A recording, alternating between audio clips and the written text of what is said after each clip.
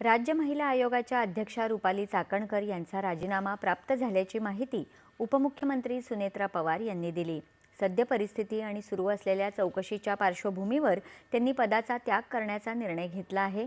ही चौकशी निष्पक्ष आणि पारदर्शक होण्याच्या दृष्टिकोनातून त्यांचा राजीनामा पुढील कार्यवाहीसाठी मुख्यमंत्री देवेंद्र फडणवीस यांच्याकडे पाठवत असल्याचं उपमुख्यमंत्र्यांनी सांगितलं। नाशिकमधल्या स्वयंघोषित भोंदूबाबा अशोक खरात प्रकरणामुळे निर्माण झालेल्या वादाच्या पार्श्वभूमीवर रुपाली चाकणकर यांनी काल आपल्या पदाचा राजीनामा उपमुख्यमंत्री सुनेत्रा पवार यांची भेट घेऊन सादर केला। मुख्यमंत्री देवेंद्र फडणवीस यांनी लिहिलेल्या पत्रात त्यांनी वैयक्तिक कारणांमुळे आणि स्वेच्छेने पदत्याग करत असल्याचं नमूद केलं आहे।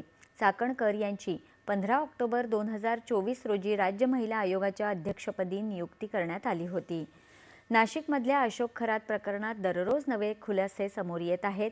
हे प्रकरण उघड झाल्यावर रुपाली चाकणकर या खरात यांच्या संपर्कात असल्याचे फोटो आणि व्हिडिओ सोशल मीडियावर व्हायरल झाले होते। त्यामुळे विविध स्तरातून त्यांच्यावर टीका होत होती आणि राजीनाम्याची मागणी जोर धरत होती। याच प्रकरणात शिवसेनेच्या नेत्या सुषमा अंधारे यांनी एका पीडितेच्या म्हणण्याचा हवाला देत चाकणकर यांच्यावर गंभीर आरोप केले होते। तसंच राष्ट्रवादीच्या नेत्या रुपाली ठोंबरे यांनीही त्यांच्यावर टीका केली होती। 101व्या अखिल भारतीय